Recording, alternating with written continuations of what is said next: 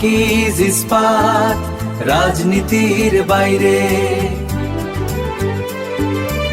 ঈদ মোবারক। আসসালামু আলাইকুম প্রিয় দর্শক, ঈদ মোবারক। আশা করছি আপনারা সকলে ভালো আছেন এবং ধনী গরিব শিশু বৃদ্ধ আপনাদের সকলের মাঝে ঈদের আনন্দ ছড়িয়ে গেছে। আজকের এই আয়োজনটি একটুখানি বিশেষ, কারণ যে মানুষেরা তাদের দিনের 24 ঘন্টা বছরের 365 দিন শুধু নিজে বা নিজের পরিবার নয় বরং দেশের সকল মানুষের কথা চিন্তা করে কাটান, সেই মানুষদেরকে নিয়ে আমরা একটুখানি অন্যরকম গল্প শুনবো এবং তাদের কাছে সাধারণত যে ধরনের প্রশ্ন আমার কিংবা আপনার থাকে তার থেকে বাইরে গিয়ে অন্য প্রশ্ন। দর্শক, আজকের আয়োজনের নাম আকিজ ইস্পাত রাজনীতির বাইরে। বুঝতেই পারছেন আপনাদের প্রিয় রাজনীতিবিদেরা, আপনাদের নেতারা রয়েছেন আজকের আয়োজনে। তাদেরকে স্বাগত জানাতে চাই। আমাদের সাথে শুরুতেই আমার ডান পাশে রয়েছেন মাননীয় মন্ত্রী, সড়ক পরিবহন ও সেতু মন্ত্রণালয়, রেলপথ মন্ত্রণালয় এবং নৌ পরিবহন মন্ত্রণালয় জনাব শেখ রবিউল আলম। ঈদ মুবারক। আসসালামু আলাইকুম। জাতীয় নাগরিক পার্টি উত্তরাঞ্চলের মুখ্য সংগঠক সার্জিস আলম। ঈদ মুবারক। আপনাকে ঈদ মুবারক। মাননীয় প্রতিমন্ত্রী, পরিবেশ, বন ও জলবায়ু পরিবর্তন মন্ত্রণালয় জনাব শেখ ফরিদুল ইসলাম। ঈদ মুবারক। আসসালামু আলাইকুম। এনসিপির মুখপাত্র হিসেবে কাজ করছেন জনাব আসিফ মাহমুদ সজীব ভুঁইয়া। ঈদ মুবারক। মাননীয় প্রতিমন্ত্রী, মহিলা ও শিশু বিষয়ক মন্ত্রণালয় এবং সমাজ কল্যাণ মন্ত্রণালয় জনাব ফারজানা শারমিন পুতুল। ঈদ মুবারক। আসসালামু আলাইকুম। আমাদের সাথে রয়েছেন আমাদের সম্মানিত অতিথি, মাননীয় প্রতিমন্ত্রী, সড়ক পরিবহন ও মহাসড়ক বিভাগ এবং রেলপথ মন্ত্রণালয় জনাব হাবিবুর রশিদ হাবিব। আসসালামু আলাইকুম। ঈদ মুবারক। ঈদ মুবারক। ওয়ালাইকুম আসসালাম। অনেক অনেক ধন্যবাদ আপনাদের ছয়জনকে আমাদের সময় দেওয়ার জন্য, বিকজ আমি জানি যে আপনাদের ঈদ মানে শুধুমাত্র পরিবার না, বরং যাদেরকে নিয়ে রাজনীতি তাদের সাথেও হয়। সো একটুখানি জানতে চাই, প্রথমে শেখ রবিউল আলম আপনার কাছে শুনি যে ছোটবেলার ঈদ আর বড়বেলার ঈদ পার্থক্যটা আসলে কেমন? পার্থক্য তো আছেই, পার্থক্য আছে। ছোটবেলাটা ঈদ ছিল অনেকটা ধরেন উৎফুল্ল, আনন্দ, বন্ধুদের সাথে আড্ডা, অতিথির আগমনে উৎফুল্লতা, নতুন মানুষের কাছাকাছি আত্মীয় স্বজনরা অবাধে আসা, তাদের সাথে আড্ডা মারা। আর এখনটা হচ্ছে যে একটা রাজনৈতিক নেতা হিসেবে যেটা হয়, নেতা কর্মী শুভানুধ্যায়ী তাদের সাথে বসা, সময় কাটানো এবং তাদের সাথে একটু মানে পরিমিতি বোধ বজায় রেখে আপনার চলা। কিন্তু এবার তো আবার একটু অন্যরকম, মন্ত্রী হওয়ার পরে ঈদ, সেটা একটু আরো তার থেকে আরেকটু ভিন্ন, আরেকটু বেশি দায়বদ্ধতা, আরেকটু বেশি সংযম, আরেকটু বেশি আপনার কর্তব্যপরায়ণ, দায়িত্বপরায়ণ, এগুলি মানুষকে আরেকটু বেশি সংযত করে। তো সেই সংযত হওয়াটা ক্রমান্বয়ে বাড়ছে। আগে যেমন নিজেকে আপনি বিলিয়ে দিতে পারতেন, নিবেদিত করতে পারতেন, উৎফুল্ল করতে পারতেন, সেই জায়গাটা সংকুচিত হচ্ছে। তো পরিবার বিশেষ করে ভাবি অভিযোগ করে না যে আগে তো অনেকখানি আমাদের ছিল, এখন তো আসলে সবার হয়ে গেছে? অভ্যস্ত হয়েছে, পলিটিশিয়ানদের পরিবার অভ্যস্ত হয়ে যায়, তারা আস্তে আস্তে অ্যাডজাস্ট করে নেয়। সেটা করে নিয়েছে, পেয়েছে কম, অধিকাংশ সময় কারাগারে থাকতে হয়েছে অথবা ধরেন রাজপথে থাকতে হয়েছে। পরিবার আছে, তারা অনেক কম পেয়েছে, এখন অভ্যস্ত হয়েছে, খুব বেশি অভিযোগ নেই। আর রাজনীতিবিদের পরিবাররাও আসলে যোদ্ধাই হন, তারাও রাজনীতির সাথে জড়িত না থাকলে সেটা সম্ভব হয় না। সো ভাবি নিয়ে কথা হচ্ছিল যখন আসিফ মাহমুদ সজীব ভাইয়ের সদ্য আমরা হঠাৎ জানতে পারলাম যে তিনি বিয়ে করেছেন এবং বিয়ের পরে তার প্রথম ঈদ। আপনি বলেন যে কেমন লাগছে? মানে রাজনীতিবিদের ঈদ না, আমি বলছি যে বিয়ের পরের প্রথম ঈদ কেমন? ভালোই লাগছে, নতুন অভিজ্ঞতা। আগের ঈদগুলো বেশিরভাগ যেহেতু একটা সময় পর্যন্ত পড়াশোনার জন্য ঢাকায় চলে আসা, ফ্যামিলির থেকে দূরে থাকা, একা একা বন্ধুদের সাথে এক ধরনের ঈদ, এবং একেবারে ছোটোবেলায় আবার ভিন্ন রকম ঈদ। তখন বন্ধুরা মিলে নামাজ পড়তে যাওয়া, তারপরে সালামি সংগ্রহ করা, কার থেকে কে কম পেলো কে বেশি পেলো সেটার এক ধরনের প্রতিযোগিতা করা। আবার পলিটিশিয়ান হিসেবে দেখা গেছে যে নেতাকর্মীদের সাথে যারা আমাদের সাথেই পুরো বছরটা কাটান, তাদের সাথেই আনন্দের দিনটাও ভাগাভাগি করে নেওয়া, এটা একটু অন্যরকম ঈদ হয়। ফ্যামিলি এবং নেতাকর্মী যারা সহযোদ্ধারা আছেন তাদের সাথে এই ঈদের সময়টা ভাগাভাগি করে নেওয়া। ভাবিকে ঈদে কি কিনে দিচ্ছেন? আমি শপিংয়ে অতটা ভালো না, ওনারাই করে নিয়েছেন ওনাদের মতো আর কি। আমি একটু পুতুল আপুর কাছে জানতে চাই, সো নারী রাজনীতিবিদ হলে পরিবারের কেমন হয় আসলে? ওনারা যেরকম বলছিলেন যে ওনারা জেল জুলুম খেতেছেন এবং পরিবারের মানুষ মানিয়ে নিয়েছে, আপনার বেলাতেও কি সেম মানিয়ে নেওয়াটাই হয়েছে কিনা?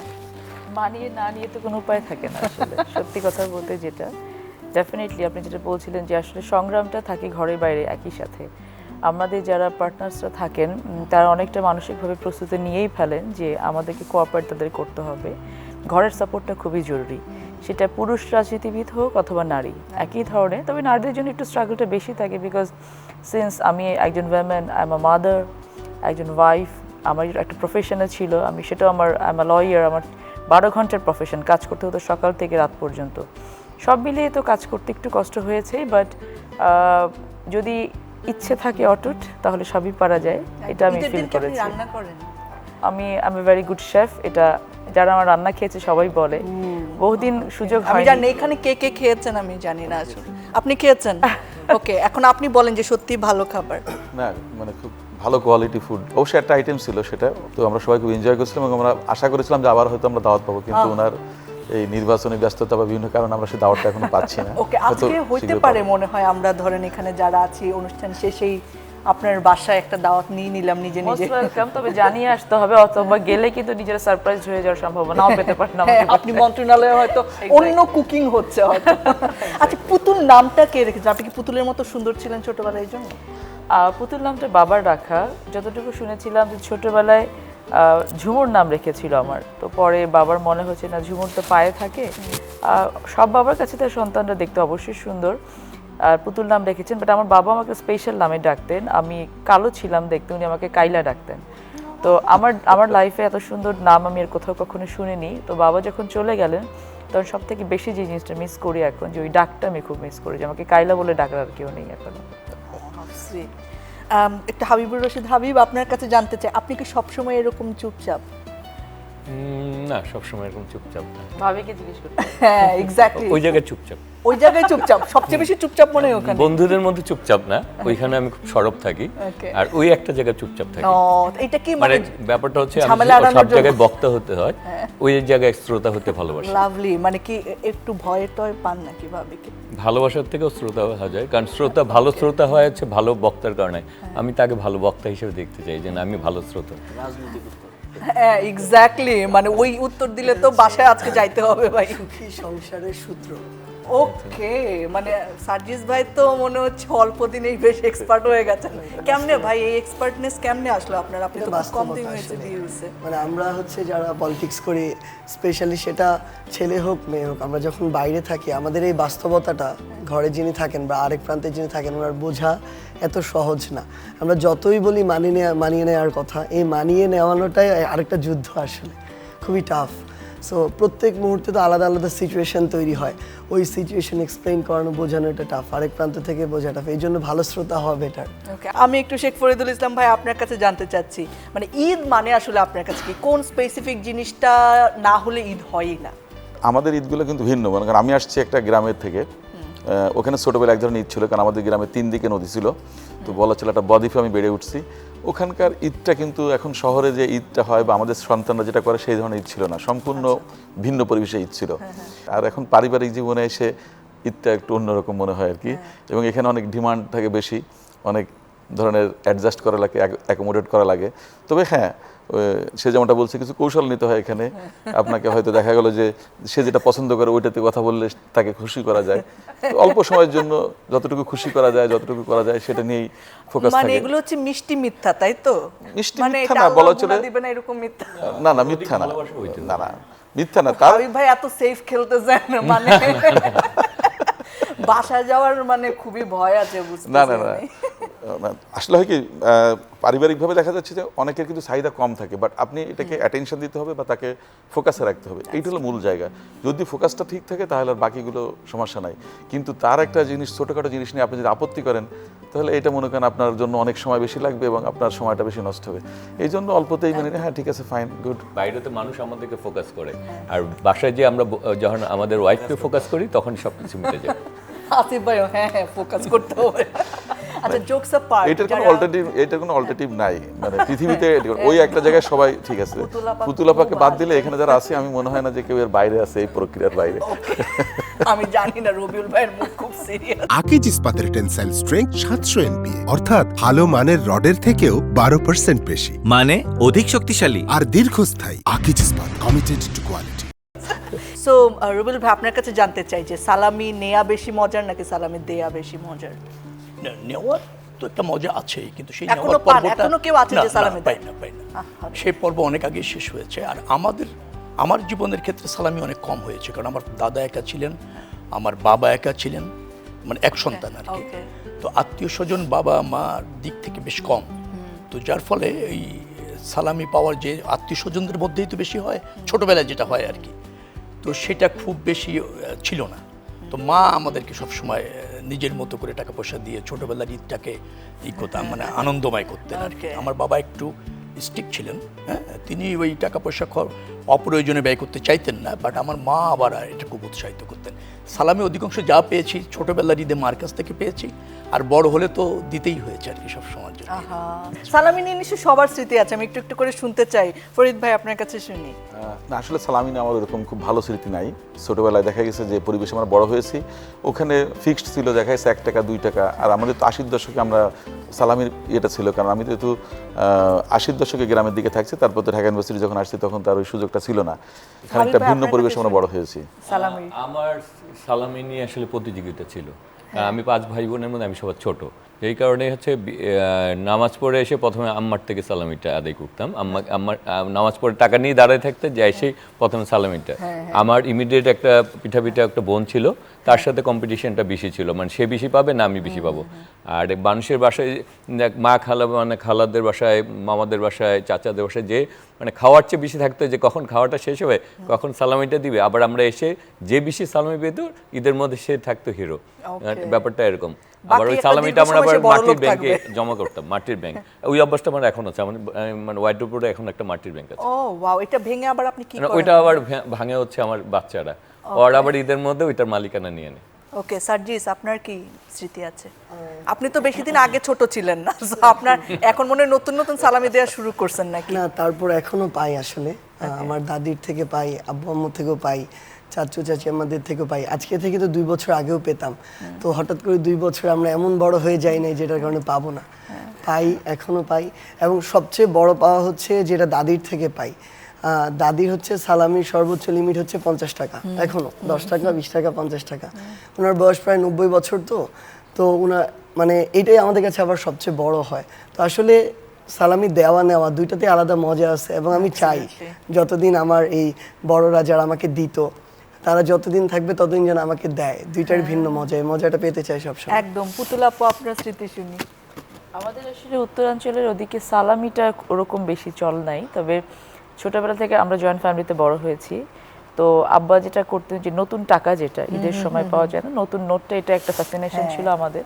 লম্বা লাইন দিয়ে দাঁড়াতাম আমরা, উঠানের মাথা থেকে ও মাথা। গ্রামে গিয়ে ঈদ করতাম তো সব সময়, তো একটা সময় লাইনে থাকতাম, এখন অবশ্য লাইনের সামনে থাকি। লাইনটা আবার 3rd জেনারেশন হয়ে গেছে। আমার সন্তান, আমার ভাইদের সন্তান, বোনদের সন্তান, ওরাও এখন একসাথে জয়েন্ট ফ্যামিলি হিসেবে এরকম বড় হচ্ছে। তো দেখা যায় যে এখন দিতে হয়, তো ওই স্মৃতিগুলো মনে পড়ে, বাট ওইটা গিফট হিসেবেই নেই আর কি। Okay, so what about Asif Mahmud, Sajib ভাই? আমি যেখানে বড় হয়েছি সেখানে কালচারটা একটু ডিফারেন্ট ছিল, আমি পেয়েছি আর কি। অন্যান্য জায়গায় আবার এরকম পাইনি। সেখানে শুধু ফ্যামিলি বা হচ্ছে চাচা খালুরা বা খালারা দিবেন এরকম না, সেখানে এলাকার আরও যারা আছেন সবাই ওই যে ঈদের আগে ব্যাংক থেকে 2 টাকার নোটের বান্ডেল, 5 টাকার নোটের বান্ডেল, নতুন নোট সেটা রাখতেন। এবং আমরা একসাথে গ্রুপ করে 20-25 জন করে বাড়ি বাড়ি গিয়ে কালেক্ট করতাম, এবং দিন শেষে ওইটা কাউন্ট হতো যে কে বেশি পেলো কে কম পেলো। এবং বিরাট ফ্লেক্স এটা, হ্যাঁ, যার বেশি সে অনেক দিন ধরে সে একটু লিড করবে, সেই ওইখানে লিডার আর কি, কাইন্ড অফ। হ্যাঁ, একদম। তো এখন তো একটু ডিফারেন্ট হয়ে গেছে, এখন আমাদের থেকে অনেকের এক্সপেকটেশন আছে, তারপরও এখনও পাওয়াটা সবসময় বেশি মজার আসলে। আর এখন তো দায়িত্বের জায়গা থেকে অনেকে জুনিয়ররা আছে, সহযোদ্ধারা আছে রাজনৈতিক, তাদেরকে দিয়েও এক ধরনের মানসিক শান্তি পাওয়া যায়। তারপরেও এখনও তো আমরা কিছু মানুষ আছে যাদের কাছে আমরা কখনো বড় হই না, তো তাদের থেকে এক্সপেকটেশন থাকে, তাদের থেকে পাই, এটা অন্য ধরনের মজা পাওয়া যায়। ওকে, লাভলি। সো দর্শকদের জন্য আপনারা আপনাদের সম্পর্কে 2টা সিক্রেট বলবেন, যেটা সাধারণত জনগণ বা সাধারণ মানুষ জানেন না, আপনার ফ্যামিলির মানুষ বা আপনি নিজে হয়তো জানেন। সো 2 সিক্রেটস সবাই ভাবতে পারেন নিজের সম্পর্কে। তো কার থেকে আমি শুরু করব? আমার মনে হয় ফরিদ ভাই অলরেডি রেডি আছেন সিক্রেট নিয়ে। অত সিক্রেট আসলে কি, যে ছোটবেলায় যেহেতু মনে করেন আমরা একটা ভিন্ন পরিবেশে বড় হয়েছি, ওই স্মৃতিগুলোর ভিতরে আমি একটা ইন্টারেস্টিং স্টোরি শেয়ার করতে পারি সবাইকে। মানে সেটা হচ্ছে আমাদের রমজানকে কেন্দ্র করে। তখন আমরা নদীপথে যাতায়াত করতাম সবসময়। এখন হয়তো নদী ভরাট হওয়ার কারণে রাস্তা হয়ে গেছে, কিন্তু তখন রাস্তা ছিল না। আমার গ্রামে যেতে হলে নদীতে নৌকায় যেতেই হবে। তো সেই সময় একবার বাজার থেকে আসছিলাম, যে জিনিসটা অনেকেই জানে না, যে সেটা হচ্ছে আমরা নৌকা ওঠার পরে আসরের নামাজ পড়ে হয়তো নৌকা উঠছি, কিছুক্ষণ পরে বেশ অন্ধকার, মনে হয় সম্ভবত শ্রাবণ মাসের হয়তো রোজা হবে। তো আমরা সবাই অন্ধকার হয়ে গেছে, তখন গ্রামে কিন্তু এরকম 80-র দশকের কথা বলছে, বা 78 বা 79 এরকম আর কি। তো তখন ওই সবাই বলতেছে অন্ধকার হয়ে গেছে, তো লোম তো দেখা যায় না। তখন কিন্তু ওই ঘড়ি টড়ি তো ছিল না, নৌকায় আমরা যারা আছি কারো ঘড়িও নাই কিন্তু, আর আশেপাশে মাইকও নাই, মানে ওই রকম রিমোট এরিয়া আর কি। তো কিছুক্ষণ পরে আমরা ইফতার করে দিছি আর কি, যে অন্ধকার হয়ে গেছে। তখন স্যার তাহলে করে ওই সময় পেয়ারা টেয়ারা এটা ওটা ছিল, যা যা ছিল আমরা ইফতার করছি। মানে গায়ের লোম দেখা যায় না, মানে ইফতারের টাইম হয়ে গেছে বা অন্ধকার হয়ে গেছে, এরকম একটা ধারণা থেকে ইফতার করছি। তো ইফতার করার পরে মনে করেন প্রায় 20 মিনিট পরে আমরা সবাই নামাজ টামাজ শেষ করেছি নৌকার ভিতর। এখন গ্রামের কাছে আসছি, ওখানে একটা ফাঁকা বিলের পাশে একটা গাছ আছে। আমরা যখন পরিষ্কার হয়ে গেছে, বৃষ্টি শেষ হয়ে গেছে, বৃষ্টির ভিতর এটা ইফতারটা হয়েছে আর কি, অন্ধকার এবং মেঘাচ্ছন্ন একেবারেই এসে। তো যখন গ্রামের পাশে গেছি তখন দেখি যে সূর্যটা ডকডক করে ডুবতেছে আর কি, মানে ওই যে পরিষ্কার হয়ে গেছে আকাশটা ঠিক সন্ধ্যা রাখ দিয়ে। তো এটা ছিল একটা ইন্টারেস্টিং, যে আমরা কেমন পরিবেশে বড় হয়েছি, যে মানে সূর্যটা ডুবছে, মানে লাস্টে দেখি যে অল্প একটু অংশ দেখা যাচ্ছে আর কি। তখন সবাই আবার সেই রোজাটা ছিল আর কি। তো এটা একটা ইন্টারেস্টিং স্টোরি, আমার ছোটবেলায় মনে আছে। না আমার পরে থাকা লাগছে, যেহেতু সূর্য রয়ে গেছে, তো সুতরাং আমরা ওই ধরনের পরিবেশে বেড়ে উঠছি। আর এখন তো মনে করেন দেখা যাচ্ছে যে আসলে এরকম কোনো সিক্রেট নেই, এখন তো সবই তো লাইফটাই এখন ওপেন হয়ে গেছে। নিজের সিক্রেট বলেন দুইটা, যেটা মানুষ জানে না। এখন আসলে অনেক কিছু যেটা আমারও মাঝে মধ্যে আমি ভুলে যাই যে এরকম কিছু ছিল, সেটাও অনেকে বের করে দেখা যায়, সোশ্যাল মিডিয়ায় পাওয়া যায় বা বিভিন্ন জায়গায় পাওয়া যায়। সিক্রেট রাখা খুব টাফ, বিশেষ করে আমাদেরকে নিয়ে একটু মনে হয় বেশি এই খোঁচাখোঁচিটা। ভাইরা এখন দায়িত্বে আছেন, ভাইদেরকে নিয়েও হবে। এইটা কি ভয় দেখাইলো নাকি সাবধান করলো আমি বুঝলাম না আসলে। আচ্ছা, আপনারা নিশ্চয়ই করবেন না এরকম, নাকি? না, আমরা তো করি না, বাট একটা থাকে যে সবার বাংলাদেশের মানুষ একটু এগুলো নিয়ে, পার্সোনাল বিষয়গুলো নিয়ে একটু ইন্টারেস্টেড থাকে বেশি, কিউরিয়াসিটি থাকে বেশি, ফলে সবাই একটু গোয়েন্দাগিরি করার চেষ্টা করে আর কি। নিজের সম্পর্কে শুনে একটা মানে রিউমার বলেন, যেটা শুনে নিজেই আসমান থেকে পড়ছে। ওই $10 বিলিয়ন দুর্নীতি। $10 বিলিয়ন? ওকে, ঠিক আছে। আর সার্জিস? সিক্রেট হচ্ছে একটা হচ্ছে আসিফ ভালো বলতে পারবে, আমি রাতের বেলা প্রচন্ড ঘুম কাতুরে। 12টা বাজলে আমাদের মিটিংগুলো বেশিরভাগ রাত 9টা-10টার পরে শুরু হয়, আমি ঘুমাই। 12টা পার হলে, আমি এটা সারা জীবনের অভ্যাস, আমি 10টা, 11টায়, 9টায় এই টাইমে ঘুমাই, 4টা-5টার দিকে উঠি। এটা আমার মানে 25 বছরের লাইফের একটা হ্যাবিট। এখনো রাত 12টা পার হলে আমি মিটিংয়ে ঘুমাই, ওরা মিটিং করে, মিটিং শেষে ওরা আমাকে ডেকে দেয় সকালে 4টা-5টার দিকে। ক্লাসের পিছনে বেঞ্চে বসে আমরা সকালবেলায় জিজ্ঞেস করে যে কি ডিসিশন হইছে। হ্যাঁ, কি ডিসিশন হইছে একটু এটা শুনে নেই আর কি। হায় মানুষ এখন কি বলবে রাজনীতিবিদকে। আর হচ্ছে আমি মানে বিভিন্ন পরিবেশে যেটা হয়, বিভিন্ন ধরনের খাবার দেওয়া হয়, আমি সব খাবারই খাই, হালাল, কোনো কিছুতেই মানা নেই।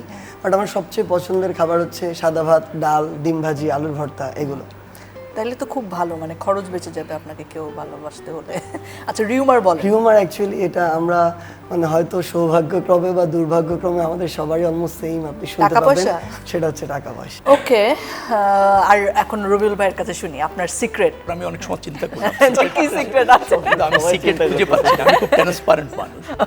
আর যদি রিউমার বলেন, একটা জায়গায় আমি খুব বিব্রত হয়েছিলাম, সেটা হচ্ছে আজ থেকে 1.5 বছরের কাছাকাছি সময় আগে আমি একটা ডেভেলপার কোম্পানির ম্যানেজিং ডিরেক্টর, 6 জন ডিরেক্টর আছে।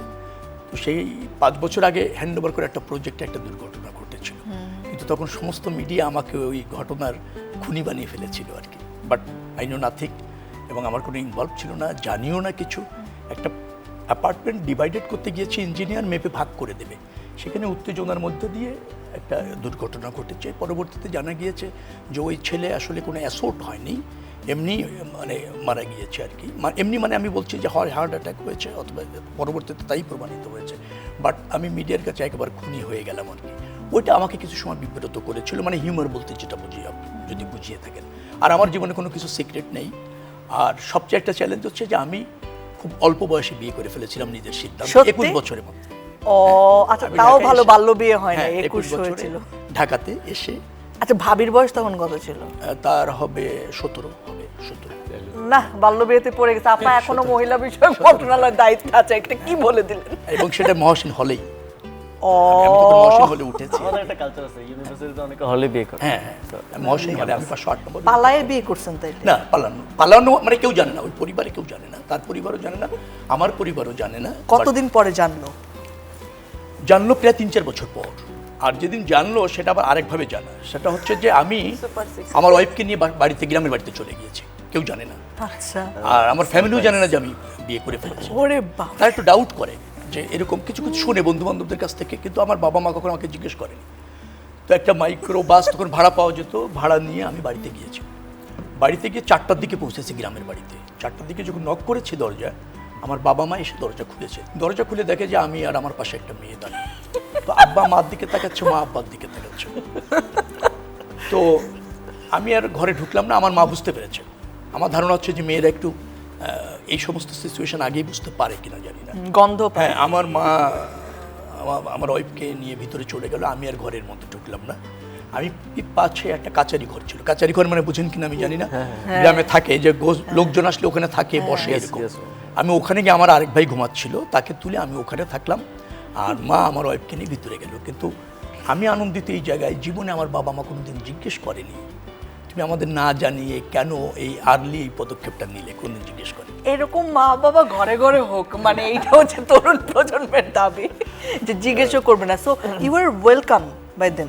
হ্যাঁ হ্যাঁ, এবং তার সকাল হতে হতে, মানে সূর্য উঠতে উঠতে তো গ্রামে কিন্তু এটা একটা প্যানিক হয়। আপনি কোনো একটা মেয়েকে যদি পছন্দ করে বিয়ে করে গ্রামে নিয়ে আসেন, কেউ জানে না, আনুষ্ঠানিকতা হয়নি, এটা তারা অন্যভাবে দেখে। কিন্তু আমার বাবা মা ওটাকে স্বাভাবিকভাবে নিয়ে যেভাবে রিসিভ করতে হয়, এলাকায়, আমাদের এলাকায় প্রতিষ্ঠিত ছিল একটু বরণ টরণ করা আর কি, একটু গান টান গায়, একটু দুবরা, একটু হলুদ, এরকম মেয়েদেরকে একটু লাগিয়ে টাগিয়ে দিয়ে এটা এনজয় করে। ওই প্রক্রিয়া সকাল থেকে সন্ধ্যা পর্যন্ত হতেই থাকলো। আমার বাবা মা, আমরা 7 ভাই, কিন্তু আমি সবার বড়। আমরা 7 ভাই 1 বোন, আমি সবার বড়। 7 ভাই চম্পা? আমার বোনের নামও চম্পা। তো ওরা খুব এনজয় করলো, মানে আমি বুঝতে পারিনি যে, তারা বুঝতে দেয়নি কাউকে যে তারা এই না জানাটা তাদের কষ্ট দিয়েছে, অথবা তাদের অধিকার ছিল জানাটা, এরকম কখনো আমার মা বাবা আমার ফ্যামিলি বুঝতে দেয়নি। লাভলি। সো এইটা একটা দারুণ সিক্রেট ছিল। Thank you so much. And কত বছর হলো তাহলে বিবাহিত জীবনে? এটা তো কত, প্রায় 34 বছর। লাভলি। সো পুতলা পরিবার, আপনার সিক্রেট জানবো আমরা। যে একটা বার সেট করে দিয়েছে রবিউল ভাই সিক্রেট জানানোর, আপনাকে এখনো ওই পর্যন্ত যাওয়া কঠিন আছে। আসলে আমরা যারা পাবলিক ফিগার থাকে, আমাদের সিক্রেট আসলে খুব কমই থাকে, সবই ওপেন থাকে, ওপেন বুকের ভেতরের মতো। আর আমার লাইফে আসলে তেমন কোনো সিক্রেট নাই। তবে একটা যেটা, এটা হয়তো আমার স্কুল কলেজে বন্ধু বান্ধবরা জানতে পারে, ইউনিভার্সিটিরও জানতো হয়তো, বাট আমার যে ডেসপারেশনটা রাজনীতিতে গত 10 বছরে ছিল, এটা দেখে কেউ বিলিভ করবে না যে আমার সিদ্ধান্ত ছিল আমি কখনো রাজনীতি করব না। মানে আমি কি করব বা না করব ডিসাইডেড করতাম হয়তো, বাট রাজনীতি যে করব না এটা ডিসাইডেড ছিল, যে রাজনীতি করব না এবং কখনো লাভ ম্যারেজ করব না। এই দুটো ছিল আমার সিদ্ধান্ত। না, লাভ ম্যারেজটা করার সুযোগ হয়নি। আমাদের বিশাল পরিবারে 11টা ভাই বোন, কাজিনরা সহ একসাথে বড় হয়েছি। আমার একটাই হচ্ছে অ্যারেঞ্জ ম্যারেজ, সেটা হচ্ছে আমার ম্যারেজটা, সেটা হয়েছে আলহামদুলিল্লাহ। বাট এই রাজনীতিটা যে করবো না, এটা আসলে আমার ডেসপারেশন থেকে বোঝা যায়নি। বাট সামহাও যখন আসলাম রাজনীতিতে, তখন আমি আমার বেস্টটুকু দিয়ে ট্রাই করেছি। সারা জীবনে সেটা আমি করি। হতে চেয়েছিলাম তাহলে? আমি basically I am a lawyer, এবং আমি কি হব এটাও আমার বাবা সিদ্ধান্ত নিতেন। মানে আমার বাবা ছিলেন আমার সব কিছু। হি ওয়াজ মাই বেস্ট ফ্রেন্ড, এবং ওনার ইচ্ছে ছিল যে আমি এই প্রফেশনে আসবো। আমি এসেছি, এবং এই প্রফেশনটা আমার জন্য খুবই ইন্সপায়ারিং ছিল। এবং আমার ডে 1 থেকে 2007 সালে আমি এনরোল, 2007 থেকে 2026 আমার কাছে একটি দিনের জন্য মনে হয় না যে আমি একটা ভুল প্রফেশন চুজ করেছি। আমি খুবই মিস করি। এখন বেশ কিছুদিন তো আমি যেতে পারছি না কোর্টে, আগামী অনেকদিন যেতেও পারবো না, আল্লাহর ইচ্ছা আর কি সব কিছু। আর রিউমার এখন পর্যন্ত সেরকম কোনো কিছু আমি শুনি নাই বা আসেও নাই রিউমার, হয়তো ওরকম করে ইম্পর্টেন্সের জায়গাটাতেও পৌঁছায় নাই। তবে আমার নির্বাচনের সময় একটা বিষয় আমি খুব আমাকে নক করতো, বিভিন্ন সাংবাদিকরা মাঝে মাঝে আমাকে কল করে বলতেন যে আপনি খুব মিসবিহেভ করছেন মানুষের সাথে, এটা আমরা শুনতে পাচ্ছি, এটা একটু কাম ডাউন হতে হবে। তো আমি খুব শকড হয়ে যেতাম, বিকজ আমি জোরে কথাও খুব কম বলি। তো সেই জায়গাতে এটা হয়নি, এটা রিউমার ছড়ানোর চেষ্টা করা হয়েছিল। এবং একজন সাংবাদিক আমাকে একদিন কোয়েশ্চেন করছেন যে আপনার নামে একটা কমপ্লেইন আছে। সো আমি তো একদম অন ইয়ার উনি যখন আমি ক্যাম্পেইনিং করছি তখন আমি তো খুব ভয় পেয়ে গেলাম যে এখন সাংবাদিকরা কি জিজ্ঞেস করবে। আমি জিজ্ঞেস করলাম যে কি বিষয়, বলে যে ওনারা বলেন যে আপনারা তো হাঁটেন না, আপনি তো হাঁটেন না। আমি আরো অবাক হয়ে গেলাম যে ক্যাম্পেইনিং করছি হেঁটে হেঁটে, বলেন আপনি তো হাঁটেন না, আপনি তো দৌড়ান, কেউ তো আপনার সাথে হেঁটে পারে না।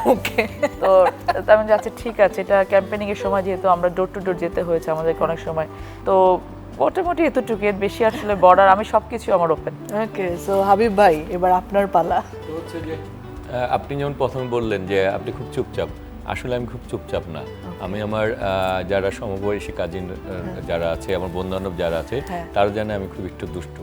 তাহলে আমাদেরকে একটা জোক বলেন এখন। না তার আমি একটু, আর সেটা হচ্ছে যে মানুষ আমার একটা জিনিস মনে করে যেটা হচ্ছে আমি চালাক, আসলে আমি চালাক না, আমি হচ্ছে বোঝার চেষ্টা করি আর কি, অ্যাডজাস্ট করার চেষ্টা করি, এটা হচ্ছে একটা ব্যাপার।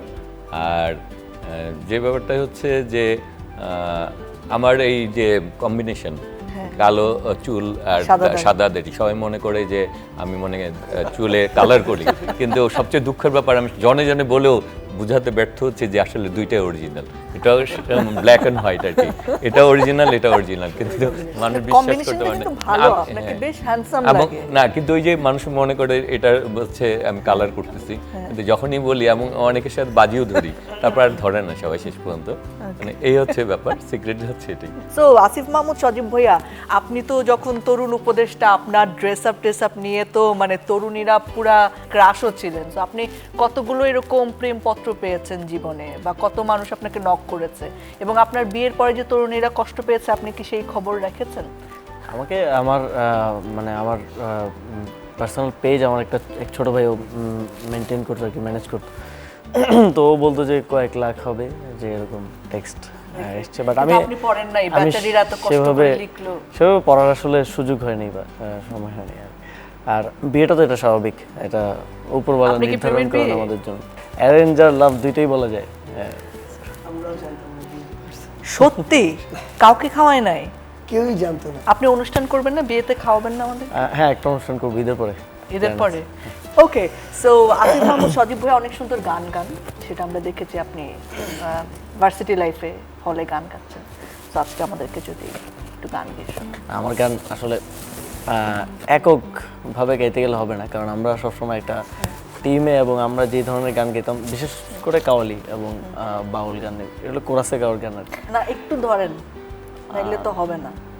ধন ধান্য পুষ্প ভরা আমাদের এই বসুন্ধরা, তাহার মাঝে আছে দেশে এক সকল দেশের সেরা। এতটুকুই। ওকে, থ্যাংক ইউ। কিন্তু বেশ ভালো, বেশ ভালো।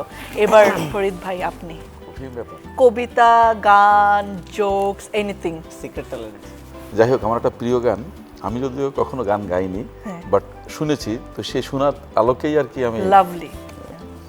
আমি হৃদয়ের কথা বলিতে ব্যাকুল, শুধাইল না কেহ, সে তো এলো না, সে তো এলো না, সে কি মোর তরে পথ সাহে।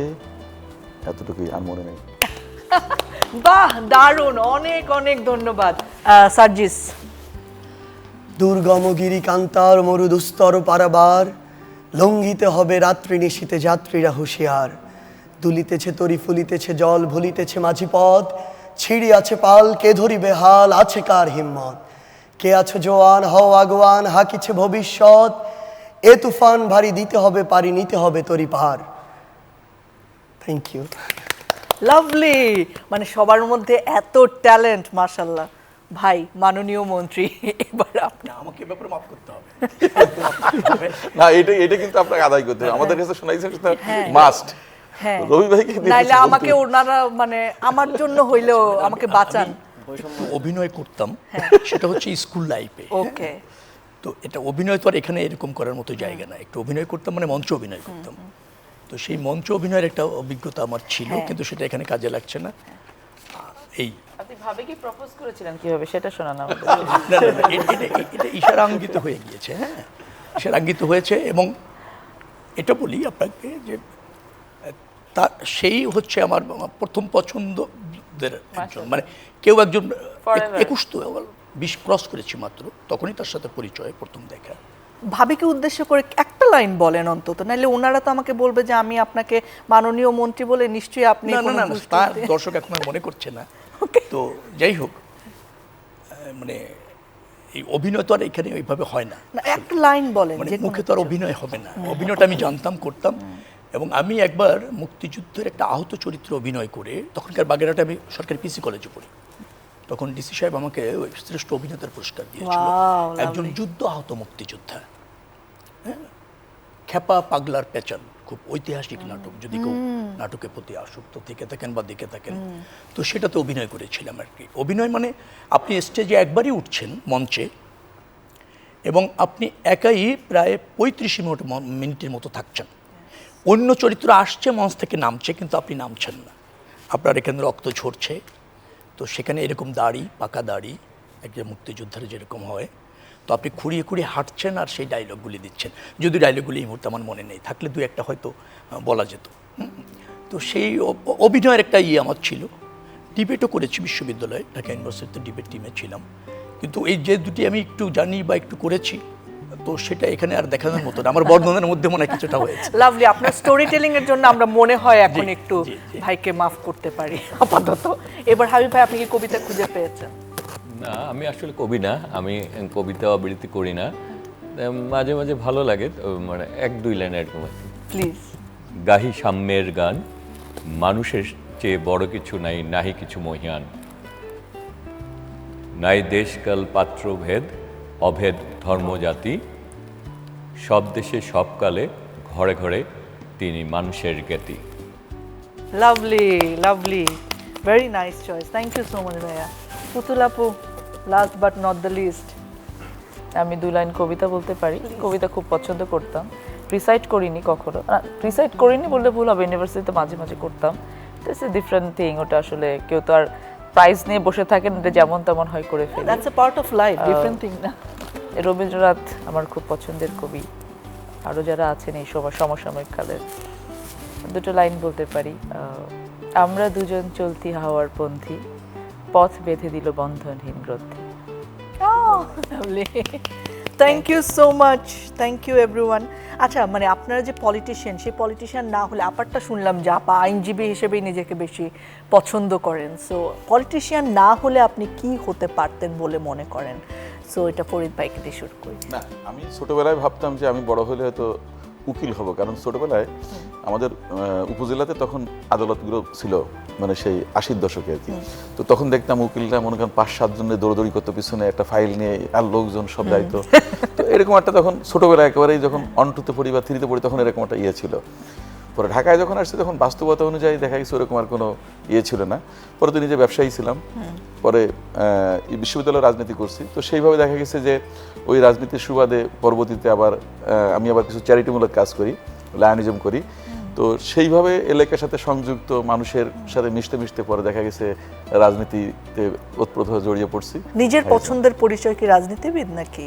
আর সামাজিক কাজকর্ম আমার ভালো লাগে, বিশেষ করে যে কোনো মানুষের জন্য সন্তুষ্টমূলক কোনো কাজকাম বা তাদের সাপোর্ট দেওয়া বা একটা মানুষের একটা পাশে থাকা যে কোনো ব্যাপারে, এইটা আমি এনজয় করি। আমি ব্যক্তিগত জীবনে বলা চলে যে আমি বেশি এনজয় করি যদি আমি একটা মানুষকে উপকার করতে পারি, সে যদি মানুষটা যদি মুখে হাসি ফোটাতে পারি, আমার কাছে ভালো লাগে।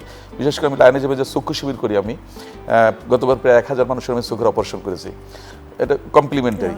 তো এখানে দেখা যাচ্ছে যে অধিকাংশ মানুষ কিন্তু হতদরিদ্র, এবং তারা এটা পাওয়ার কারণে তারা অনেক বেশি মানে উচ্ছ্বাসিত, বা তাদের এটা কিন্তু আপনি ফ্যামিলি লাইফে আপনার ছেলে মেয়েকে অনেক বড় গিফট দিলে কিন্তু সেটা পাবেন না, তার থেকে অনেক কম খরচ করে ওদের সন্তুষ্টিটা পাওয়া যেতে পারে। আর যেহেতু আমি উপকূল থেকে আসছি, মনে করেন ক্লাইমেট ভিক্টিম এরিয়া, সো ওখানকার মানুষের আসলে মানে জীবন জীবিকা সম্পূর্ণ ভিন্ন। তো আমার কাছে ভালো লাগে ওই মানুষগুলো আসলে আমাকে অনেক আপন মনে করে, তারা তাদের মন উজাড় করে ভালোবাসে, এবং তাদের দিকে তাকালে আমি এনজয় করি অনেক বেশি। তো সুতরাং বলা চলে যে আমি বলতে পারেন যে মানবিক কল্যাণে কাজকামটা আমার বেশি ভালো লাগে, এবং আমি মনে করি যে আমার সুযোগ থাকলে এটা আমি হয়তো আমৃত্যু করার চেষ্টা করবো ইনশাআল্লাহ। Lovely, lovely. সার্জিস আলম, রাজনীতিবিদ না হলে কি হতে চেয়েছিলেন? আমি তো এই প্রসেসেই ছিলাম আসলে। আমার বিসিএস এর প্রিলি দেওয়া হয়েছিল, রিটেনও হয়ে গেছিল, ভাইভা ছিল সামনে। ওই টাইমে তো 2024-এর 5ই জুন আমি তখন লাইব্রেরিতে ছিলাম, ঢাকা বিশ্ববিদ্যালয় সায়েন্স লাইব্রেরিতে আমি পড়তেছিলাম। আসরের পরপর হঠাৎ করে একটা প্রজ্ঞাপন জারি করা হলো যে আবার যে 18 পরিপত্র এটাকে বাতিল করা হয়েছে, আবার কোটা নতুন করে আসছে। আকিজ ইস্পাতের টেনসাইল স্ট্রেংথ 700 MPa, অর্থাৎ ভালো মানের রডের থেকেও 12% বেশি, মানে অধিক শক্তিশালী। আর দীর্ঘস্থায়ী। আকিজ ইস্পাত, কমিটেড টু কোয়ালিটি।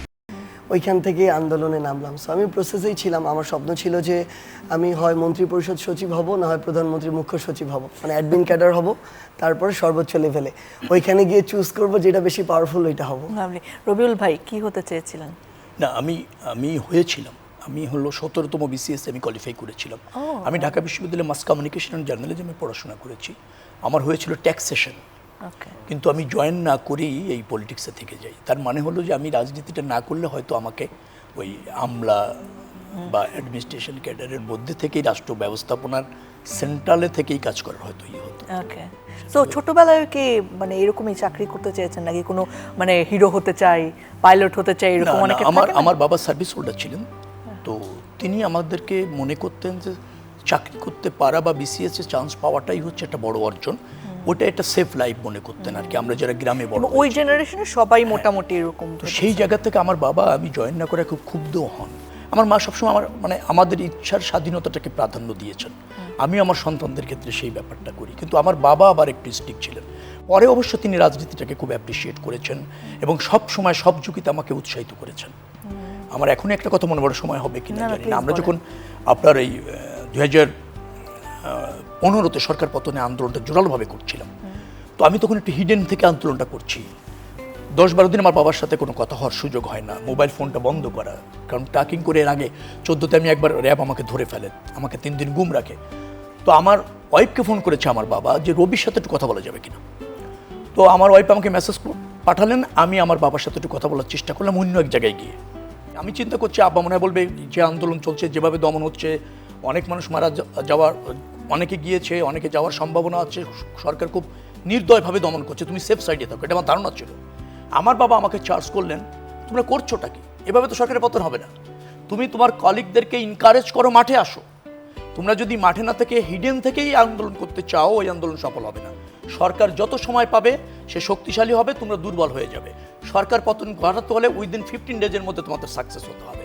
তোমরা কলিগরা সব ঐক্যবদ্ধ হয়ে মাঠে আসো, এভাবে আমার বাবা বলেছেন।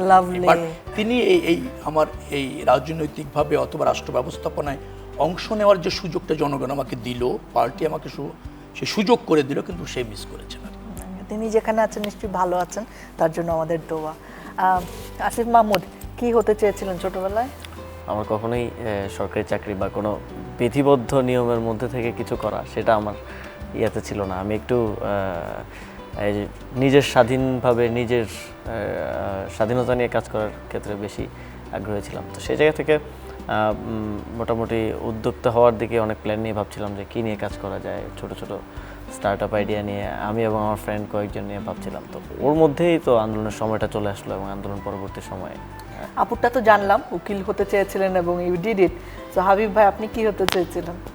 আমি তো আসলে মতিঝিল আইডেল থেকে এসএসসি করেছি। তা আমাদের আইডেল স্কুলে স্যারদেরকে আমরা খুব ভয় পেতাম এবং আমাদেরকে জোহর আসর নামাজও পড়ানো হতো। তো স্যারদেরকে সবাই, তখন আমি মনে হতো যে আমি বড় হয়ে আমিও স্যার হবো, তাহলে আমার যারা ছাত্র থাকবে তারা এরকম ভয় পাবে আমারে। হ্যাঁ, আবার একটা সময় একটু বড় হয়ে মনে হয়েছিল যে আমি উদ্যোক্তা হব, ব্যবসায়ী হব, আমি কিছু প্রোডাক্ট তৈরি করব। কারণ আমার বাবা ফার্মাসিস্ট ছিলেন। আমার বাবার ইচ্ছা ছিল যে আমি কিছু একটা মানে ইন্ডাস্ট্রিয়াল লাইনে অথবা কিছু একটা করি। কিন্তু যখন আমার এই মানসিকতা, তখন আমি আবার মানে আন্দোলন, এরশাদ বিরোধী আন্দোলন সংগ্রামে সক্রিয় রাজনীতিতে অংশগ্রহণ করে ফেলি। কারণ তখন আমাদের মধ্যে যারা আমরা থাকতাম রাজপথে, সবাই আসলে ওই এই স্বৈরাচারকে হটাতে হবে, এরশাদকে হটাতে হবে। আমরা যখন কলেজে পড়ি, এরকম একটা ইয়ংদের মধ্যে এরকম একটা স্পিড ছিল। তো ওই রাজনীতি আসার পরে তো আসলে একটা সময় আমি রাজনীতির মধ্যেই ঢুকে গেলাম। তখন আর এই রাজনীতির মধ্যেই থাকলাম, আর উদ্যোক্তা হয় না, শিক্ষক হওয়া হয় না। But you are happy with your? হ্যাঁ, আমি মানুষের সাথে কাজ করছি। মানুষের সাথে কাজ করাটা এখন আমার পরিবার আর আমার পরিবারের মধ্যে সীমাবদ্ধ না। এখন আমার পরিবার হচ্ছে অনেক বড়। এখন দেশটাকেই পরিবার মনে করি এবং দেশের মানুষের সাথে থাকা, কথা বলা, তাদের সুখ দুঃখে, মানুষের অনেক ধরনের অভিজ্ঞতা। কিছু আমি মনে করি যে আমি যখন সুযোগ, আমার একটা কাজ, আমার একটা কথায় আমি তাদের পাশে দাঁড়ানো থেকে কেউ একজন সুখী হয়, সেটি আমাকেও সুখী করে। লাভলি। সো সিনেমা দেখা হয়? একসময় সো আপনার পছন্দের নায়ক নায়িকা কে ছিল বা আছে? আমার প্রিয় ছবি দ্য সেভিং প্রাইভেট রায়ন, ওকে, যদি কেউ দেখে থাকেন, অস্কার প্রাপ্ত ছবি, টম হ্যাঙ্কস অভিনীত। টম হ্যাঙ্কস আমার প্রিয় অভিনেতা আর কি। ওকে। সো বাংলাদেশের সিনেমা দেখা হয়েছে? হ্যাঁ, বাংলা ছবি দেখেছি, ওই আপনার এসএসসির আগ পর্যন্ত দেখেছি আর কি, তখন দেখেছি। তো তখন আমাকে কবরীর অভিনয় ভালো লাগতো, রাজ্জাক, কবরী, এদের অভিনয় ভালো লাগতো আর কি ওই সময়কার বলে। উত্তম সুচিত্রার অনেক ছবি আমি দেখেছি, ভালো লেগেছে। আর পরবর্তীতে যখন ইউনিভার্সিটিতে ভর্তি হয়েছে, আমার জীবনে হিন্দি ছবি খুব একটা দেখা হয়নি, আমি ইংরেজি ছবি দেখেছি অনেক যখন আমি ইউনিভার্সিটিতে পড়ি। লাভলি। সার্জিস? ক্যাম্পাস লাইফে হচ্ছে এটা প্রত্যেক শুক্রবার এবং শনিবার রুটিন করে হতো, একটা একটা করে মুভি। সকালে ঘুম থেকে উঠে দুটাও দেখা হতো, কারণ ফজরের সময় ঘুম ভাঙলে 10টা-11টা পর্যন্ত দুইটা মুভি দেখা যায় আরামসে। তো এটা একদম রেগুলার রুটিন করে হতো। বাট দুঃখজনক হলেও সত্য, আন্দোলন থেকে শুরু করে আজকে পর্যন্ত একটা মুভিও দেখতে পারিনি, মানে একসাথে 2 ঘন্টা পাওয়া তো যায় না। বাট হচ্ছে আমি প্রচুর মুভি দেখছি। প্রিয় নায়ক নায়িকা কে বাংলাদেশে? আসলে মানে ওইভাবে একজন খুব প্রিয় ব্যাপারটা এরকম না, বাট আমার একটা ক্যারেক্টার খুবই পছন্দের, সেটা হচ্ছে দিলদার একজন ছিলেন না, মানে তো আমরা ওই ছোট্টবেলায় যখন হচ্ছে প্রত্যেক শুক্রবারে 3টার দিকে মুভি হইতো, মানে বাংলা সিনেমা হইতো, একটা ছায়াছবি একটা করে। বিটিভিতে। হ্যাঁ, তো আমাদের বাসায় টিভি ছিল, প্রথমে সাদা কালো, পরে রঙিন। তো এখানে একটা মজার জিনিস আছে, আমাদের বাসা একদম গ্রামে, একদম গ্রামে। আমাদের বাড়ি থেকে ইন্ডিয়ার বর্ডার হচ্ছে 2 কিলোমিটারের মতো। তো আমাদের হচ্ছে পাড়ায় আশেপাশের বাড়িগুলোতে টিভি ছিল না। তো আমাদের সবার একটা প্রস্তুতি ছিল, জুম্মার নামাজ পড়ে আমরা দৌড় দিতাম সবাই মিলে, সবাই হচ্ছে প্লেটে খাবার নিতাম, নিয়ে একটা হচ্ছে ওই আমরা ওটাকে সব বলতাম আঞ্চলিক ভাষায় পাটি, যেটা আর কি শীতল পাটি টাইপের, আঙিনাতে দিয়ে টিভিটা একটু তারটা বের করে এনে আমরা বারান্দায় দিতাম। তো ওইখান থেকে সবাই আমরা দেখতাম, খেতাম। তারপরে মাঝে মাঝে অ্যান্টেনা নাড়ানো লাগতো না, হ্যাঁ, ঝিরঝির সব করতো কিছু বলে। ঝিরঝির করতো। তো আমার কাছে স্টিল আমি অনেক হিন্দি মুভি বলেন, তারপর হচ্ছে ইংলিশ বলেন, তামিল বলেন, কোরিয়ান বলেন বা বাংলাদেশি সবই দেখা হয়েছে, শত শত মুভি দেখছি। বাট দিন শেষে এখন মনে হয় আমার ওই বাংলাদেশের যে কিছু আর্ট ফিল্ম আছে, ধরেন সাপোজ অনেকগুলো মুভি, ধর মাটির ময়না, সূর্য দিগল বাড়ি, শ্যামল ছায়া, মনপুরা, এই জিনিসগুলো আমার এখন ভাল লাগে দেখলে, মানে এটা আলাদা কানেক্ট করে, আমার মনে হয় আমি তো এটার অংশ। এগুলোই ভালো। সো ফরিদ ভাই, আপনার বেলায়? যখন ঢাকা বিশ্ববিদ্যালয়ে পড়ছি তখন আমরা ওই সময় ম্যাকগাইভার একটা সিরিজ ছিল, ওইটা দেখার জন্য আমরা আগের থেকে প্রস্তুত থাকতাম, সব কাজ বাদ দিয়ে ওই সময় রেডি থাকতাম। এবং ঢাকা শহরে ওই সময় কোনো জ্যাম ট্যাম কিছু থাকতো না, কিন্তু একদম পরিষ্কার হয়ে যেত ম্যাকগাইভার। এবং এটা এত বেশি আমাদেরকে আলোড়িত করতো। সিনেমা হলে যান নাই কখনো? হ্যাঁ, গেছি। ঢাকাতে এসে বেশ কিছু সিনেমা দেখছি ওই সময়, জাফর ইকবাল, তারপরে ওই যে কবরী, রাজ্জাক, ওনাদের ছবিগুলোই তখন দেখা হয়েছে। বাট আমরা নাটক বেশি দেখছি আর কি ইউনিভার্সিটি যখন পড়ছি, কারণ বহুব্রী, এইসব দিনরাত্রি, অয়ময়, এইসব আসলে তখন কি মানুষ কিন্তু অনেক সিম্পল লাইফ লিভ করতো এবং অনেক সহজ সরল ছিল। এখন কিন্তু মানুষের ভিতর বাস্তবতা অনেক বেশি উপলব্ধি চলে আসছে। আর সিনেমা দেখা হয়েছে, বাট বন্ধু বান্ধব মিলে দেখছি। আর ইন্ডিয়ান ফিল্ম খুব বেশি পছন্দ করি না, কারণ ইন্ডিয়ান আমি আসলে ডায়লগ অত বেশি ভালো বুঝি না। তবে একটা মেনে পিয়ার কি একটা সিনেমা ছিল, ওই সময় ওইটা আমরা কয়েকবার দেখছিলাম হলে, সবাই ভিসিআর এনে, তখন তো ভিসিআর এনে তো আবার দেখতে হতো আর কি। ওই ছবিটা কয়েকবার দেখা হয়েছে বন্ধু বান্ধবদের ফালা করে, কিন্তু আসলে আমি ওই मैंने प्यार किया আপনি 2-3 বার দেখে ফেলছেন? না, ওই সময় মানে এখন আপনার তো আর কোনো উপায় নেই, তো আপনি টিভি দেখতে গেছেন, ওই টিভি হলে ওই যেটা আছে ওইটাই দেখতে হবে। তাহলে তো টেলিভিশন একটাই, এখন তো আর সেই জিনিস নাই, এখন তো বিশ্ববিদ্যালয়ের পরিবেশ সম্পূর্ণ ভিন্ন হয়ে গেছে। আপা, আপনার স্মৃতি বলেন। আমি প্রচুর মুভি দেখেছি এবং সিনেমা হলে গিয়ে, বাট এটা হচ্ছে বিয়ের পরে। আমি খুবই ইন্ট্রোভার্ট, একদম নিরামিষ টাইপ মেয়ে থাকে না কিছু, স্কুল, কলেজ, ইউনিভার্সিটি, বাসা, পড়াশোনা, নিজের ঘর, গল্পের বই পড়া, এটা ছাড়া আমার কোনো লাইফ ছিল না। আমার কোনো ফ্রেন্ডস আমাকে দাওয়াতও দিত না, কারণ জানে যে দাওয়াত দিলেই না শুনতে হবে, টোটালটাই বোরিং। মানে ওই জন্য বলছি যে রাজনীতি যে এখন করি, আমার অনেক ফ্রেন্ডরা অবাক হয়, আমার ক্লোজ ফ্রেন্ড যে বলে তোমাকে দেখে আমি চিনতে পারি না যে তুমি সেই মানুষ, এত মানুষের সাথে কথা, এত মানুষের সাথে রাজনীতি করতে অনেক ইন্টারাকশন তো লাগে, তো আমি কারোর সাথে কথাই বলতাম না। বাট বিয়ের পরে my life goat totally change. আমার হাজব্যান্ড ভাইয়া কি অনেক এক্সট্রোভার্ট? একদম। আমি যখন লন্ডনে পড়তে যাই, আমরা উইকেন্ডে সবসময় আমাদের 2টো করে মুভি দেখা হতো হলে গিয়ে। বাংলাদেশেও আমার 2009 সাল থেকে বিয়ে, যত মুভি দেখা আমার এই 2009 সালের পর থেকে দেখা। তো আমি প্রচুর মুভি দেখেছি, বাট এই গত 2 বছর আর হয়নি দেখা। আমি মিস করি সময়টা, ও আমাকে জোর করে নিয়ে গেছে জন্য এটা আমার দেখা হয়েছে। এবং সিনেমা হল আমি চিনতাম না, বিয়ের পরে চিনেছি, প্রচুর মুভি দেখেছি। সো আপনি কি এখনো বোরিং আছেন নাকি একটু কমেছে, মানে ভাইয়ের সাথে থেকে? এটা জনগণ বলতে পারবে। ওকে, আজকের অনুষ্ঠানের পরে মনে হয় এটা মানে কাটা যাবে মোটামুটি। হ্যাঁ, বোরিং হইলে জনগণ ভোট দিত না মনে হয়। একদম। হাবিব ভাই, আপনার স্মৃতি শুনি। আমি তো ঢাকায় বড় হয়েছি। আমাদের আমি গেছি আপনার এলাকায়। হ্যাঁ, আপনি তো গিয়েছেন একবার। আমরা হচ্ছে মধুমিতা এবং জোনাকি আর অভিষারটা তৃতীয় চয়েস ছিল। এই দুইটা হল আমাদের খুব। টিকাটুলির মোড়ের যে ওটা অভিষার, ওইটা অভিষার, আর এই পাশে হচ্ছে মধুমিতা, আর এদিক দিয়ে আছে পল্টন আছে জোনাকি। মানুষীও ছিল মনে তো, মানুষই এদিকে ছিল না। ওকে, হ্যাঁ, তো আমরা এই সিনেমা হলগুলিতে খুব সিনেমা দেখতে যেতাম। তবে আবার ব্যাপার হচ্ছে যে আমরা প্রথম সিনেমা দেখতে যাই মধুমিতা, তো আমাদের স্কুলের টিচাররা আবার কমলাপুর স্টেশন আর সিনেমা হলগুলিতে আমরা যখন ক্লাস 10-এ উঠি তখন সিনেমা দেখতে যেতাম, আবার ধরে ধরে নিয়ে আসতো। দেখেন এই যে একবার সিনেমা দেখতে গিয়েছি, তারপরে আমাদেরকে এরকম 11 জন না 12 জনকে ধরে এনে তখন রহমান স্যার ছিলেন নিজেই প্রায় 2টা ব্যাট নিয়ে সবার ইচ্ছা মতো পিটাইছে থেকে ওনারা ধরে নিয়ে আসছিলেন। আর একশো সময় বাংলাদেশের সিনেমা সালমান শাহর সিনেমাটা ভালো লাগতো, কারণ তার সিনেমা দেখলে নিজেরও নায়ক নায়ক মনে হইতো, কারণ তখন তো বয়সটা ছিল, তো তখন মনে হইতো যে আমরাও আসলে। আর তখন কিয়ামত থেকে তো ওই সিনেমাটা খুব জনপ্রিয় ছিল, তা আমরাও আসলে ওই বয়সের কাছাকাছি ছিলাম, তা আমরা তখন নিজেরও মানে চোখ বন্ধ করলে কিছু একটা মনে হইতো। মৌসুমী পাওয়া গিয়েছে। মৌসুমী তো বিয়ে করেছে। ও, মৌসুমীকে একদম বাসায়। এটাই কিন্তু খুব সেফ খেললো। হ্যাঁ, মানে হাবিব ভাইকে কোনোভাবে আটকানো যাচ্ছে না আসলে, উনি কোনোভাবে পাশ কাটায় চলে যাচ্ছে। তো আসিফ ভাই বলেন শুনি। আচ্ছা, আমার একটু জানার প্রশ্ন যে সাজিদ ভাইটা আমি জানি যে ভাবি নিজেই আসতে চান না সামনে, আপনি কি আপনার বউকে জনগণকে দেখতে পারবে জনগণ, নাকি উনিও একটু আসতে একটু সংকোচ আছে, আসতে অতটা চায় না দাওয়াতে পড়ে এটা। হ্যাঁ, সামনে হয়তো। আর সিনেমার ক্ষেত্রে আসলে আমাদের সময়টা যখন আসলো, আমরা তো ওই সিনেমা হলে গিয়ে সিনেমা দেখার যেই একটা কালচার, ওইটা মোটামুটি আমাদের সময় আই থিঙ্ক অনেকটাই কমে গেছে। আর বেশিরভাগ আমি একটু সিরিজ, সিনেমা থেকে বেশি সিরিজ দেখেছি বিভিন্ন ধরনের। আচ্ছা, আমাকে একটু বলেন যে আপনারা এত মানুষের সাথে মেশেন, সহজ সরল মানুষ, ক্রিটিক্যাল মানুষ, অনেক ধরনের। তো আমি যখন মানে বাইরে কাজ করতে গেলেই অল্প সময়েই আমাদের অনেক মজার ঘটনা ঘটে, আপনাদের সাথেও নিশ্চয়ই এরকম অনেক কিছু আছে পলিটিক্স করতে গিয়ে। কোনো একটা মজার ঘটনা, যে কোনো একটা মানুষের ইন্টারাকশন ওর এনিথিং এই নির্বাচনের সময় আপনাদের সাথে হয়েছে, এরকম যদি কিছু বলতে পারেন। ফরিদ ভাই, আপনার? আসলে এটা তো মানে পাবলিকলি এয়ার হচ্ছে, সুতরাং এখানে তো অনেক কিছু বলা যাবে না, কারণ অনেক মানুষ অনেক কিছু করে। না, হয় কি, যে জিনিসটা খারাপ লাগে সেটা হচ্ছে আপনি আমার সঙ্গে মিশতেছেন, ঘুরতেছেন, বাট দেখা যাচ্ছে যে আপনি আমাকে ওন করছেন না, অর্থাৎ এন্ড অফ দ্য ডে আপনার অন্য চিন্তাভাবনা আছে। এটা যখন জানা যায় তখন একটু খারাপ লাগে। আবার ভালো লাগে যখন দেখি যে না, একটা মানুষ আমাকে জানে না, শোনে না, সে আমার জন্য হ্যাভি কাজকাম করছে, এবং কোনো হয়তো সামহ আমি তার ইনফরমেশনটা পেলাম, কিন্তু ইট ইজ টু লেট। দেখা যাচ্ছে সে অনেক দিন থেকে আমাকে সে প্রমোট করছে বা ব্র্যান্ডিং করছে বা আমাকে নিয়ে মানে অনেক কাজ করেছে আর কি।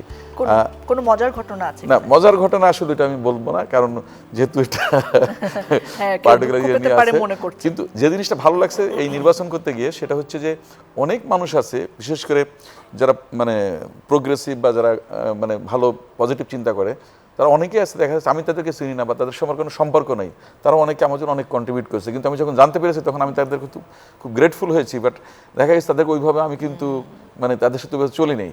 আবার দেখা গেছে লাইফ ইভেন্ট পলিটিক্স ছাড়াও এমনটা অনেক সময় আমাদের জীবনে হয়। সাজেস্ট কোনো মজার ঘটনা আছে? একটা জিনিস হয় কি, ধরেন আমার কনস্টিটিউয়েন্সিতে ভোটার হচ্ছে 4.5 লাখ বা 4,60,000-এর মতো, তো মানুষের সংখ্যা হবে অ্যারাউন্ড এটা 10 লাখের কাছাকাছি, কারণ 18-র নিচে যারা, তারা তো ভোটার এখানে নাই। প্রত্যেকটা মানুষ এক্সপেক্ট করে যে তারা কল দিবে এবং ওই কলটা আমার ধরা উচিত বা ধরতে পারবো, এটা এক্সপেক্ট করে, এবং এটা তো অসম্ভব, তাই না? এটা হচ্ছে শুধু আমার আসন, আবার এদিকে পুরো দেশ আছে, সংগঠন আছে, অনেক কিছু আছে, পরিবার তো বাদ, মানে প্রায়োরিটি লিস্টে পরে চলে যায় কল ধরার ক্ষেত্রে আর কি। তো তারপরও এবার যখন বাসায় গেছি নির্বাচনের সময়, এরকম মানে আমার সাথে মানে শতাধিক ঘটনা হয়েছে যে ওনারা শুধু একজন ভোটার এসে বলছে যে উনি ধরেন আমার পার্টি করে কিছু করে না, কিন্তু আমাকে দেখে ভোট দিবে, কিন্তু ওনার একটাই চাওয়া, উনি যখনই ফোন দিবে আমি যেন ফোনটা ধরি। এটা বলতে বলতে কান্না করে দেয়, না বলে যে এর আগে এরকম হয়েছে, ফোনও ধরে না, দেখা করা যায় না, যেন ফোনটা ধরি। তো তখন আমার এটা বলতে হয় আর কি, যে ঠিক আছে আমি চেষ্টা করবো, ইনশাল্লাহ আমি ধরবো। মানে এখানে যদি আপনি মিনিমাম একটা অভিনয় না করেন বা মিনিমাম কিছু মানে যেটা ক্ষতিকর না এরকম মিথ্যা না বলেন, তাহলে আপনার ওই জায়গায় টিকে থাকা খুবই টাফ হয়ে যায়। ওকে, সো রবিউল ভাই, রাজনীতিবিদদের একটা জায়গায় খুব তৃপ্তি আছে, সেটা হচ্ছে মানুষের নির্মোহ ভালোবাসা আছে। নির্মোহ ভালোবাসার কিছু বিড়ম্বনা আছে। বিড়ম্বনা কি? সেটা হচ্ছে তাদের প্রত্যাশাগুলি বৈচিত্র্য থাকে। যে প্রত্যাশাগুলি একজন মেম্বার অফ পার্লামেন্টের অথবা একজন রাজনীতিকের পূরণ করা কঠিন, কিন্তু তাদের প্রত্যাশাগুলি বহুমুখী। তো এইটাকে একটু অ্যাডজাস্ট করতে জানা পারা, কিন্তু যতই আপনি জানেন না কেন এখানে সাকসেস হওয়া, স্যাটিসফাইড করাটা কঠিন। হ্যাঁ, এটা একটা বিড়ম্বনা আমাদের কাজ করে। ধরেন আপনি সরকারের অংশ হলেও কিছু সীমাবদ্ধতা আছে, এটা বোঝানো একটু কঠিন হয়, তখন মাঝে মাঝে বিব্রত হতে হয়। ওকে, সো হাবিব ভাই। আমার সবচেয়ে রাজনীতিতে সবচেয়ে যে ব্যাপারটা হচ্ছে যে সবাই ভাই বলে, মানে বাপেরও ভাই, ছেলেরও বাবাও ভাই। না, নানাও ভাই বলে, হ্যাঁ বাবাও ভাই বলে, নাতিও ভাই বলে। তারপর আবার অনেক ক্ষেত্রে দেখা যায় যে ধরেন আমার ওয়ার্ডের যে কমিশনার আছে, সে তাকে আমি ভাই বলি, সে আমাকে হাবিব বলে বা হাবিব ভাই বলে। আবার তার ছেলে মেয়েরা যারা আছে তারা বলে, এবং সামনাসামনি যখন হয়ে যায় তখন দুইজনে আমাকে ভাই বলতেছে। এখন তাদের মধ্যে আবার সুর হয়, এই তুই এক হইলে কাকা বল, আমি নাইলে হাবিব বলি, মানে নিজের সবাই ভাই বলে। এই একটা ব্যাপার, আমরা সবাই ভাই আমার ভাই, বলি। তোমার আবার মনে হয় যে এই ভাইটা শোনার জন্যই মনে হয় সবাই বেশি অপেক্ষা দেয়, যে ভাই তো কখনো আর কাকা নানা দাদা হইতে পারে না, সবসময় ভাইই থাকে আর কি। আসলে আমরা যারা রাজনীতি করি আমাদের সাথে অনেকে এরকম আছে যে কোনোদিন আমাদের কাছে আসবেও না, জানবেও না, কিন্তু সে আমি যদি আমাকে ভালোবেসে অথবা দলকে ভালোবেসে, ধানের শীষকে বা খালেদা জিয়া তার অথবা জিয়াউর রহমানকে ভালোবেসে সে আমাদের জন্য প্রচুর কাজ করে, প্রচুর কষ্ট করে, আমি কিন্তু জানিও না, দেখিও না। এই যে ভালো লাগাটা, হ্যাঁ, তখন মানে তার কাছে যখন যাই সে জড়িয়ে ধরে, কান্নাকাটি করে, এটা খুব বড় পাওয়া।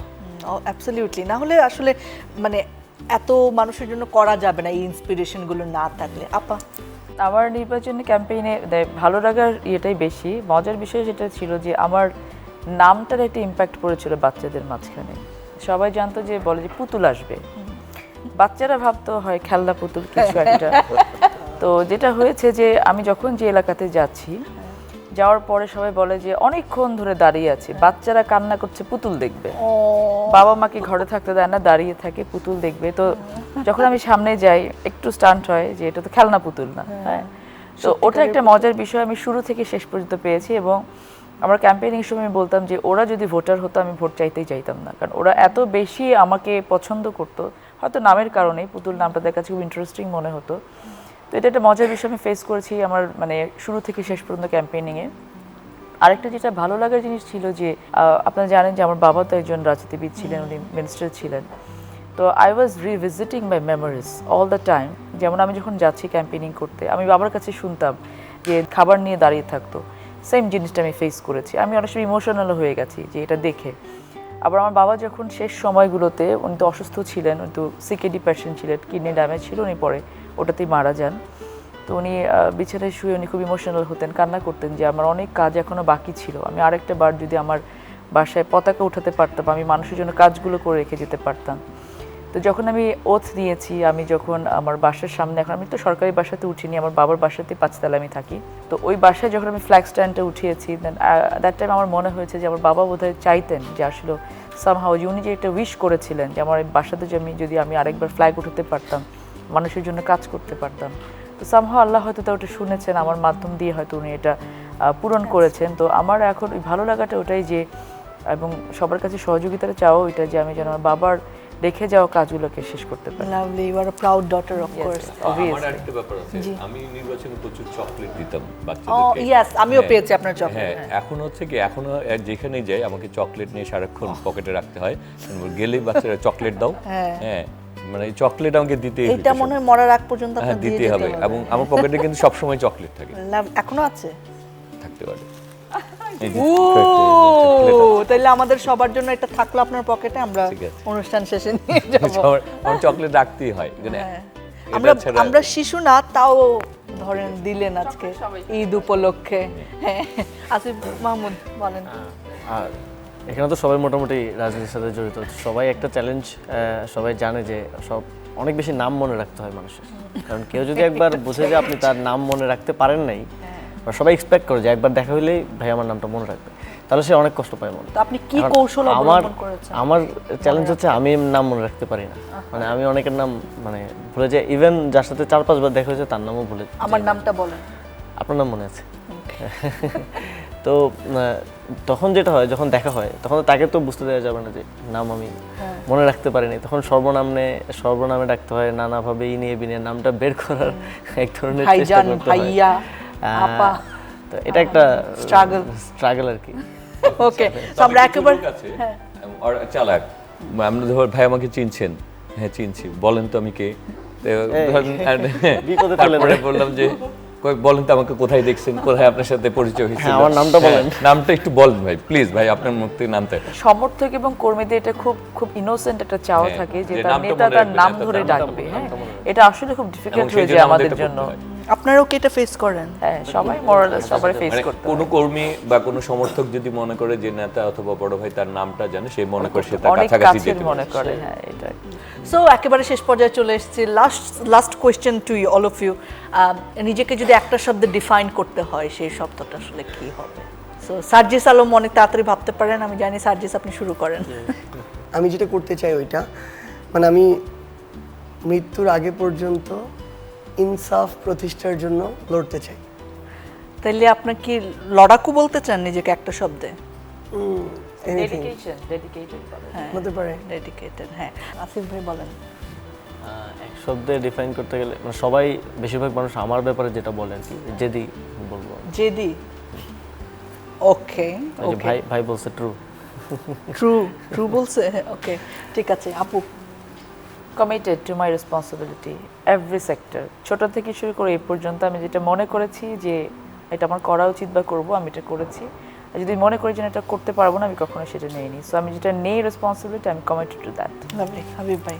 সবাই আমাকে খুব কর্মঠ মনে করে এবং আমি প্রচুর সময় দিতে পারি, হাঁটতেও পারি, কষ্ট করতে পারি এবং সবাই আমাকে বিশ্বাস করে, এটা হচ্ছে আমার বড় পাওয়া। লাভলি। ফরিদ ভাই? কাছাকাছি I am very hard working for hard working people. তো বলা চলে যে আমি প্রচুর পরিশ্রম করতে পারি এবং এটা দিয়ে আমার কোনো ইয়ে নাই, মানে কোনো সে নাই। বলা চলে যে আমি একটা না একদিন 2 দিনও কাজ করছি, এরকম আমার ইয়ে আছে। মানে যদি কোনো টার্গেট নেই, সেটা অ্যাচিভ করার জন্য যত পরিশ্রম করা লাগে সেটা করতে পারি, এটা হচ্ছে ভালো সাইড। আর কমিটমেন্ট নিয়ে কাজ করি যে না এটা আমি করবো বা আমি এটা ইয়ে করবো। তো আমি মনে করি এটা একটা বড় জায়গা আর কি, সাকসেসের জন্য এটা খুব ইম্পর্টেন্স, আপনার যে কমিটমেন্ট যেটা। অফকোর্স, এবং এত বড় দায়িত্বের জায়গা আপনারা আছেন, সেটা থাকতেই হবে জনগণের জন্য, দেশের জন্য। রবিল ভাই? মানবিক। লাভলি। অনেক অনেক ধন্যবাদ আপনাদের 6 জনকে for your very precious time, এবং এই ঈদের সময়ে আপনারা আমার সঙ্গে এবং যারা আমার দর্শক রয়েছেন তাদের সাথে এত সুন্দর একটা সময় কাটিয়েছেন। অনেক অনেক কৃতজ্ঞতা। সো আপনাদের মুখের দিকে তাকিয়ে থাকে পুরো বাংলাদেশের মানুষ। সো আপনারা ঈদের শুভেচ্ছা জানাতে পারেন দর্শকদেরকে। প্রথমে রবিউল ভাই। আমি মানুষ, বলি, করি এবং তারপরে হচ্ছে রাজনীতিক। আমাদের কথা, কাজ এবং আচরণ দ্বারা পুরো পৃথিবী উপকৃত হোক, সবাই ভালো থাকুক, এটুকুই চাওয়া। সবাইকে ঈদের শুভেচ্ছা, ঈদ মোবারক। বর্তমান পরিস্থিতিতে আমরা যে সময়টা পার করছি, আমাদের সবাইকে সহনশীল হতে হবে এবং আন্তরিক হতে হবে, দেশকে ভালোবাসতে হবে এবং দেশের মানুষের জন্য সবাইকে কাজ করতে হবে। সবাইকে ঈদের শুভেচ্ছা, ঈদ মোবারক। আমরা জাতিগতভাবে একটা খুবই ঐতিহাসিক এবং গুরুত্বপূর্ণ সময় পার করছি। এই সময়ের মধ্যেই এবার ঈদ এসেছে। সবাই যার যার জায়গা থেকে সবার জাতীয় দায়িত্ব, ব্যক্তিগত দায়িত্ব এবং পারিবারিক দায়িত্ব ঠিকভাবে পালন করবে, এই প্রত্যাশা, এবং সবাইকে ঈদ মোবারক। দেশ একটি ক্রান্তিকাল অতিক্রম করে আজ আমরা এখানে এসেছি। আমি ধন্যবাদ জানাতে চাই আমার লালপুর, বাগাতিপাড়া, গোপালপুরের সকল জনগণের প্রতি। আমি আপনাদের সন্তান, বিটি হিসেবে আপনাদেরকে ঈদ মোবারক জানাচ্ছি। সবাই মিলে আসুন একটি উন্নত বাংলাদেশের দিকে এগিয়ে যাই। সকলকে ঈদ মোবারক। প্রিয় দেশবাসী এবং আমার ঢাকা নয়ের সকল পর্যায়ের ভোটারবৃন্দ, আসলে আমরা অনেক কষ্টের, অনেক রক্তের বিনিময়ে আমরা একটি গণতান্ত্রিক বাংলাদেশ, একটি ভোটাধিকার বাংলাদেশ প্রতিষ্ঠা করতে পেরেছি। আমরা যাতে আগামী দিনে একটি বৈষম্যহীন, দুর্নীতিমুক্ত, একটি সুশাসনের বাংলাদেশ গড়তে পারি। সবাইকে ঈদ মোবারক। অনেক অনেক ধন্যবাদ আপনাদেরকে। আবারও ঈদের অনেক অনেক শুভেচ্ছা, ঈদ মোবারক। দর্শক আপনারা যারা এতক্ষণ আমাদের সঙ্গে ছিলেন আপনাদেরকে অনেক অনেক কৃতজ্ঞতা জানাচ্ছি। আপনাদের সাথে আবার আমাদের দেখা হবে। এই দেশটা আমাদের দেশ, ভালো থাকলে আমরা ভালো থাকবো। এখানে যারা রয়েছেন নেত্রী পর্যায়ে তারা এবং আমরা সকলে মিলে আমাদের দেশকে গড়ে তুলবো। এই ঈদে আমাদের এইটুকুই চাও, আমরা যেন সকলে মিলে একসাথে আনন্দে থাকতে পারি। আবারও জানাচ্ছি ঈদ মোবারক। আকিজ ইস্পাতের টেনসাইল স্ট্রেংথ 700 MPa, অর্থাৎ ভালো মানের রডের থেকেও 12% বেশি, মানে অধিক শক্তিশালী আর দীর্ঘস্থায়ী। আকিজ ইস্পাত, কমিটেড টু কোয়ালিটি।